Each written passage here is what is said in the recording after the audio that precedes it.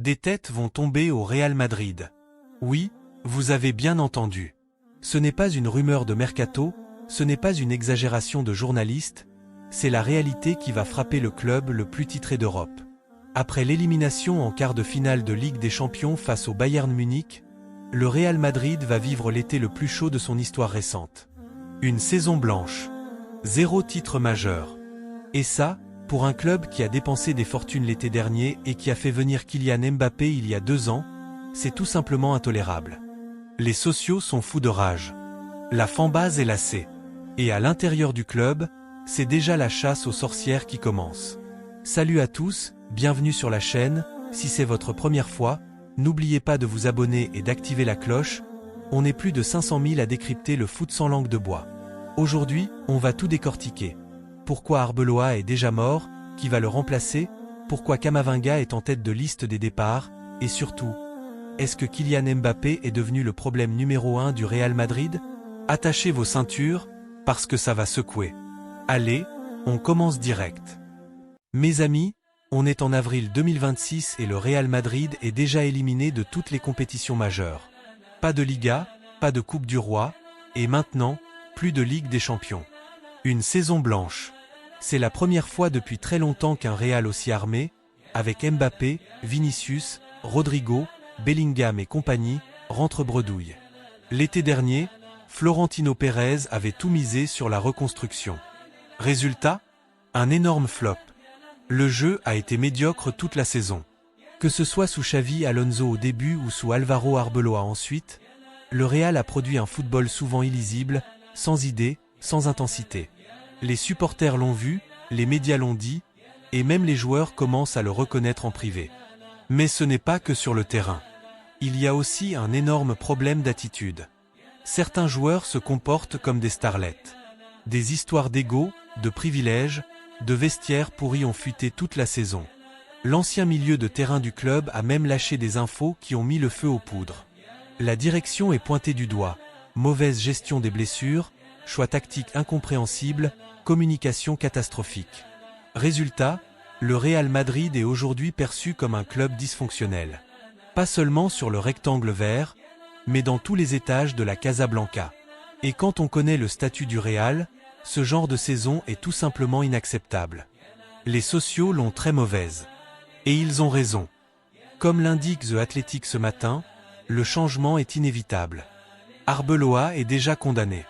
Il a fait ce qu'il a pu après le départ précipité de Xavi Alonso, mais les résultats parlent d'eux-mêmes. Il pourrait rester au club dans un autre rôle, peut-être avec la réserve ou au centre de formation, mais sur le banc du Bernabéu, c'est terminé. Florentino Pérez cherche déjà activement son successeur. Les pistes les plus chaudes? Mauricio Pochettino, l'Argentin connaît très bien le football européen, il a l'expérience des grands clubs. Didier Deschamps.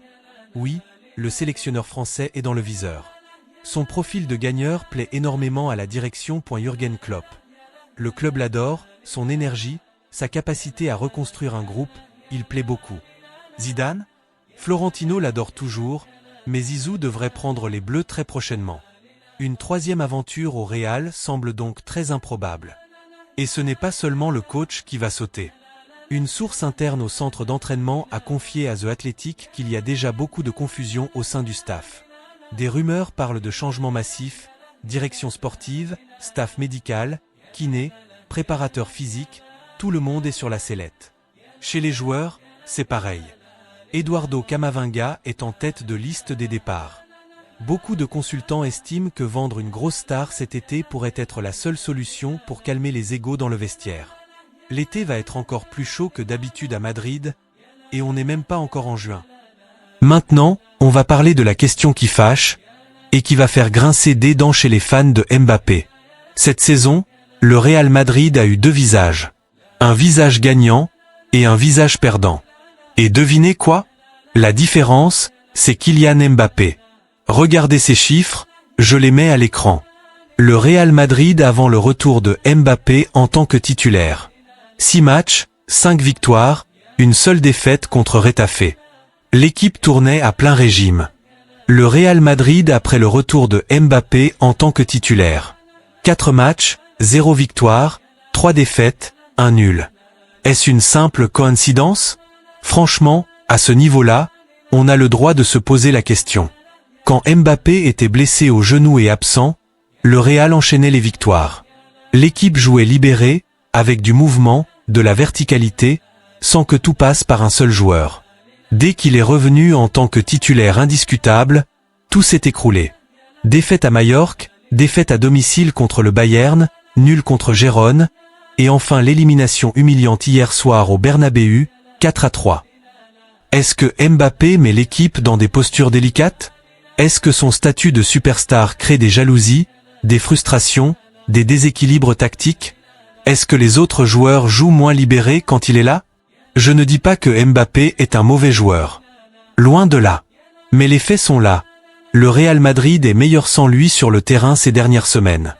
Il va devoir prouver très vite qu'il n'est pas le principal responsable de cette crise. Parce que si les supporters commencent à faire le lien, ça va devenir très compliqué pour lui au Bernabéu. Pendant que le Real pleure, le Bayern Munich, lui, se prépare déjà pour les demi-finales. Et il ne se cache pas. Les demi-finales sont connues, PSG contre Bayern Munich d'un côté, Arsenal contre Atlético de l'autre. Et clairement, le choc PSG-Bayern est le plus alléchant. Le Bayern a littéralement humilié le Real sur l'ensemble des deux matchs. Une exhibition offensive. Et maintenant, il se positionne en outsider face au PSG.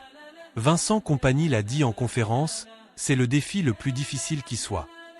Michael Olise, il joue très bien. Jean-Christian Driesen, le directeur général, si quelqu'un est favori, c'est bien le Paris Saint-Germain. Même Manuel Neuer parle de match serré, mais il attend avec impatience le Parc des Princes. Le Bayern a gagné les 5 dernières confrontations en Ligue des Champions contre le PSG, mais cette année, Paris est champion d'Europe en titre, il a écrasé Chelsea et Liverpool. Luis Enrique a construit une machine. Le match aller est programmé le 28 avril au Parc. Ça va être du feu. Et franchement, même si le Bayern se dit outsider, personne ne les sous-estime avec Harry Kane, Olise et toute cette expérience. Voilà les amis, on a fait le tour de cette actualité qui va marquer l'histoire récente du Real Madrid. Des têtes vont tomber. Arbeloa est déjà dehors. Le staff va être remanié. Des joueurs vont partir. Et Mbappé est au cœur de toutes les questions. L'été 2026 sera décisif pour l'avenir du Real. Florentino Pérez n'a plus le droit à l'erreur. Maintenant, je veux votre avis en commentaire. Qui devrait être le prochain coach du Real? Pochettino, Deschamps, Klopp ou un autre? Est-ce que Mbappé est le problème principal ou est-ce que c'est une coïncidence? Qui devrait partir cet été pour calmer les égos? Camavinga? Un autre? Dites-moi tout ça en commentaire, je lis absolument tout. Si vous avez aimé cette analyse sans filtre, likez la vidéo, abonnez-vous, activez la cloche et on se retrouve très vite pour une nouvelle vidéo. Prenez soin de vous, et à très vite. Ciao!